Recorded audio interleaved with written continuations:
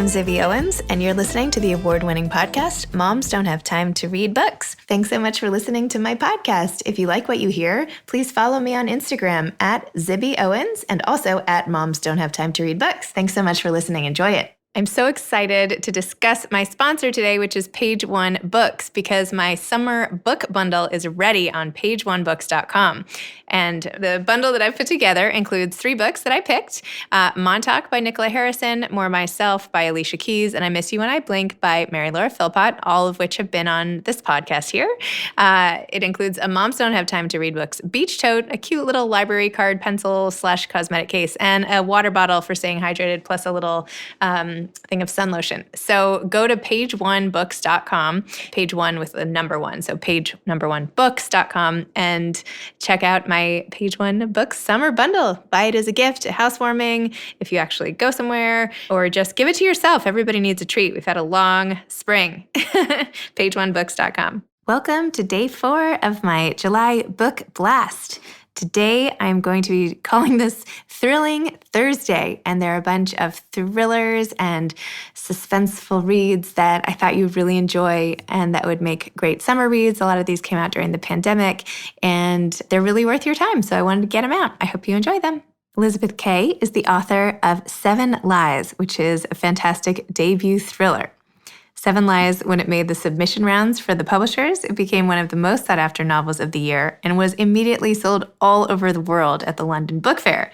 Now, there's already a TV deal in place. Publishing rights have been sold in 20 countries, and it's gearing up to be a really exciting, much-anticipated summer read. So I had to get it out so you guys could hear about it. Elizabeth Kay works in the publishing industry under a different name. She currently lives in London and has a first-class degree in English literature. Welcome, Elizabeth. Thanks so much for coming on Moms Don't Have Time to Read Books. Thank you. Thank you so much for having me. I love your accent. I always love doing podcasts with these beautiful British accents. It sounds so official and everything. So 7 Lies. Your book took the world by storm at the London Book Fair, and now it's going to be a TV and movie, and it's so good. First of all, tell listeners what it's about, and then what inspired you to write it, which is a great story too. Sure. It's the story of 7 lies that lead to the death, and it starts with 2 best friends, Jane and Marnie, who've known each other since school. And it is organized by the 7 lies that Jane tells to Marnie throughout the novel. And along the way, we find out what this death is and how their friendship falls apart and the various strings that have been pulled and released as their relationship has evolved. I think for me, it was about how sort of childhood friendships can evolve as we become adults and what that can look like, and how female friendships can be intense and very overwhelming, and that can be a brilliant thing, but it can also be a difficult and very complicated thing at the same time. So true. And what was the inspiration for it, how I came to write it? Yes, please. So on a practical kind of how did I write it note, I'd been writing something else for about 3 years.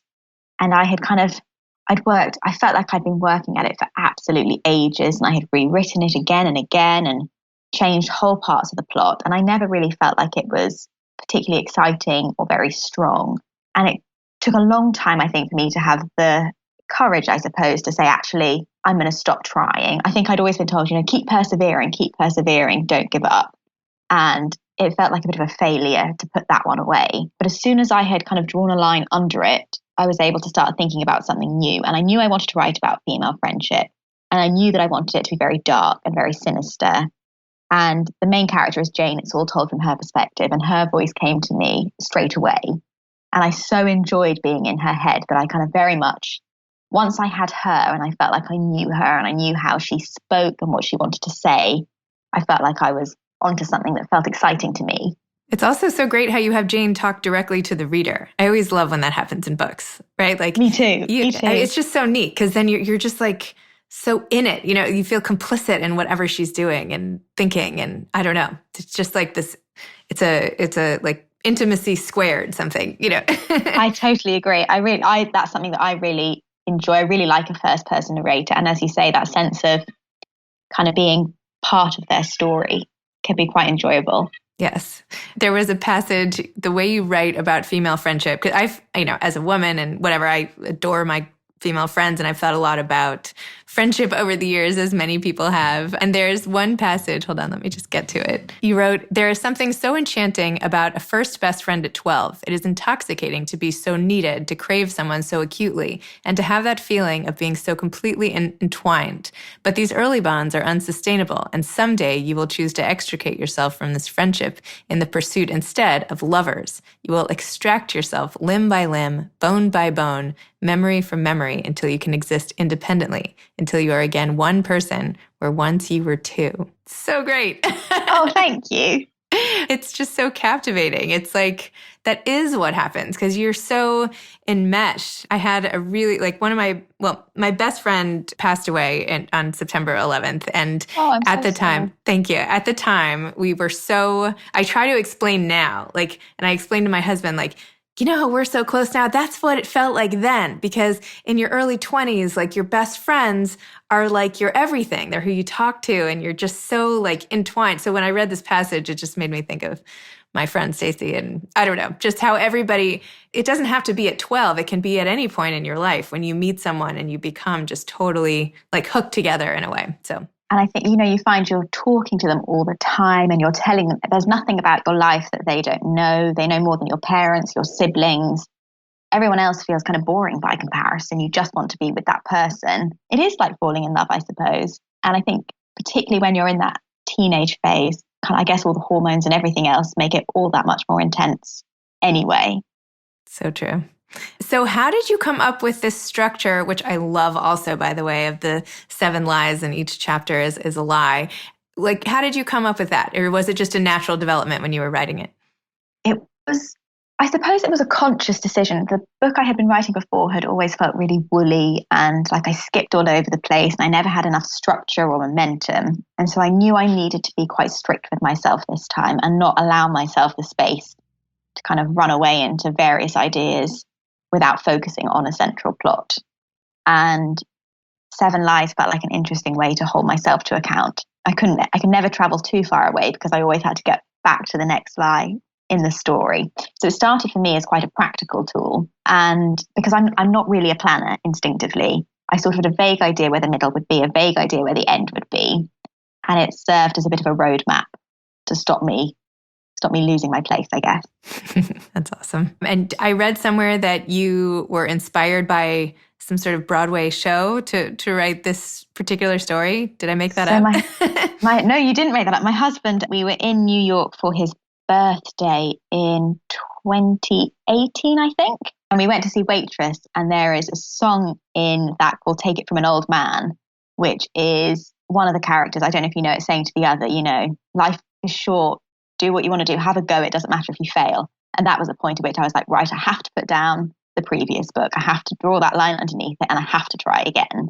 So it was just one of those moments that, I don't know, the song kind of pushed me to take that leap and to trust my gut and to start afresh. Very interesting. So start to finish, how long did this book take? About, all in, I think it was about a year or 15 months, including editing. So not too bad, given the other was 3 years and it didn't get very far. And you work in publishing also? I do. I'm an editor for Transworld Publishers, which is part of Penguin Random House in the UK. So that is where I have that editor hat Monday to Friday and then writer hat Saturday, Sunday. Wow. So when did you find time to do this? Was this a before work, after work? It was only weekends, actually. I was always really knackered after work and I could never really think creatively or kind of carve out the time for it. So I sort of sat down every Saturday and Sunday morning and wrote until I couldn't bear to write another word. And eventually there were enough words on the page for me to start editing, which is what I prefer doing, if I'm honest. Getting the words down felt like a bit of a slog. And then I started to enjoy it from there. Have you always, your whole life is now books, right? You're editor. Well, I had baby 4 months ago. So that's kind of shaken the book bit to the side for the moment. Congratulations. But up until then, it was very much all books. Was it something that from a very young age you just knew you loved and wanted to do, or how did you discover? Because I know you had you had a pivot earlier in your career when you weren't working in the book world, and your husband suggested that you do it. Yeah, right? So I wrote a lot as a child. I loved writing as a child, and I think I stopped at some point in my teenage years. It just stopped being a priority. And then when I was studying, it was always other people's books and thinking about language and form and never writing creatively. So it wasn't until after I left university and I started to think, God, what do I want to do? What sort of job do I want? And I found myself in a job that I hated. And my husband said, oh, well, you like books. And I thought, well, let's give that a go then. And I was really fortunate, actually. I landed on my feet in many regards. I managed to get a couple of work experience placements. And one of those companies was then hiring for a PA. So I was able to apply for that job and then move up from there. And I think it was once I was back in the book world, when I was working in books and seeing people writing creatively and doing that as a career, and I suppose seeing how publishing works, I thought I wanted to try it from the other side as well. And now that you've done both, like what do you think? Like what was the most useful thing from being on the publishing side that you took into your experience as a writer? The importance, I think, of being able to pitch a book really succinctly. So when I'm trying to acquire a book as an editor, I'm always trying to pitch it in 1 or 2 lines at the most, because I know that the publicists have to go out and talk to the media and be as pithy as possible, and the sales team to retailers.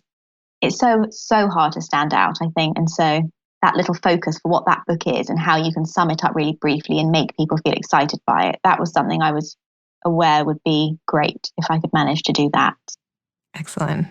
What sort of advice would you have then to aspiring authors, aside from a short and exciting pitch? I think I would say, based on my experience, don't be afraid to just put something down and start again. If it starts to feel boring, genuinely, but I think everything feels boring and hard work at times. That's not necessarily a reason to stop. But I think if it's not exciting you anymore, start again, try something different. Don't be afraid to do something else for a week or 2 weeks just to see if that feels like a better fit. I think if I had taken that advice earlier, I probably would have saved myself a lot of time trying to edit something that was never really going to be good enough.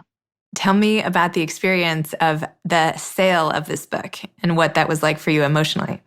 It felt ridiculous at the time. It felt so surreal. I was really excited when I signed with my agent because I think she's brilliant and I'd been impressed with her and thought she was wonderful long before I had a relationship with her professionally. And I knew that she had done brilliant things for other debut authors. So I felt excited that she was going to be the one to send it out. But still, I think I was managing my expectations. And when we started getting offers from various countries, it was so hard to kind of make that feel real. I'm still not sure it does feel real, if I'm honest. It feels still very, very strange, but it was such a thrill that other people liked it, because for so long it's just you and a keypad writing away at a laptop. And then to have an agent like it is amazing. And then editors coming on board too is so exciting. And tell me a little more about the film and TV news around the book. So that feels crazy. I mean, you never quite know if it will come to fruition, but we have it's been optioned, and there is a writer currently working on a pilot here in the UK for a potential TV series. So fingers crossed. Who knows? It might be on TV at some point. It's so exciting. It's such a perfect transition to a limited series with 7 episodes, right? Isn't that? I hope so. I hope so. Mean, that seems like if I were a TV producer, that's what I would do. I think that's what they've been talking about, trying to keep the structure and see what happens. I don't know.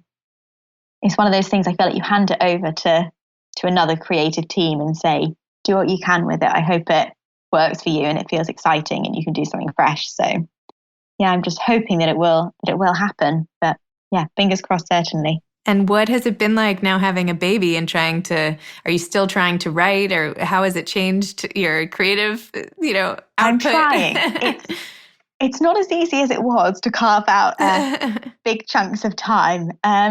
I think we're getting into a little bit more of a pattern, getting more sleep now, certainly, which means a bit more mental space for thinking, if not actual time. But I'm hoping, well, we will see. It feels a very different way to be writing my second book than it did for 7 Lies. Can you share what your next book is about? It's kind of very much in its infancy, but I think it will be a similar dark story looking at women in particular, and I think it will be focusing on women and anger, which is something it's something that's interested me for quite a while, and how we think quite negatively about women who are angry, and it's seen as a weakness perhaps, and kind of an ugly quality in many ways, but actually, I don't know. I feel like there might be something there. So we will see. If I can get the words on the page, we'll find out if there is something there after all. Well, fantastic. Thank you so much for chatting with me about your Not at all. book. I feel like I can't wait to watch and see as your career progresses, because I feel like you're so young. I don't know how old you are, but you seem young to me. And this book is so good. I mean, just the way you wrote it, the way it's like you don't get lost in the sentences, and yet they're still really interesting sentences. Like they're not too self-conscious. Like you write, it's clear enough, and yet it's still literary, but not in a way where you feel like you're ever out of the flow of it, which I really appreciate, because sometimes the sentences themselves can be a little, distracting in their prettiness almost. And this is not like that. You're just so immersed. And I'm very grateful for books that really capture my attention and draw me in and get me out of my own mind. And your book is like a check plus. So I can't wait to just, truly, I can't wait to see all of your output. And it's exciting. That's so nice to hear. I always say that I can be a bit of a lazy reader sometimes. I have to kind of really, if I'm not into it really quickly, I find it quite hard to persevere. So to know that this was a book that kept you going. Yes, no, amazing. And I see why there's so much attention around it. And anyway, it's very exciting. So I'm wishing you all the best. Thank you so much. Making sure not to tell any lies, because as you point out in the book, the first one, hard to stop. Thank you very much. Bye. Thanks for listening to this episode from Thriller Thursday, part of my July book blast to get great authors into your hands while the summer is still going on. I hope you enjoyed this episode. Thanks again for listening to my podcast, Moms Don't Have Time to Read Books. If you liked this episode, please follow me on Instagram at Zibby Owens and at Moms Don't Have Time to Read Books, and sign up for my mailing list at zibbyowens.com so you can always hear about the latest things I'm up to. Thanks a lot. Thanks so much to Page One Books for sponsoring today's episode. I hope you'll all check out my summer beach bundle at pageonebooks.com. Thanks so much to Steve and Ryan at Texture Sound for the sound editing. And thank you to Morning Moon Productions for providing this fantastic intro and outro music. Thanks for listening. You could always email me at zibby@zibbyowens.com.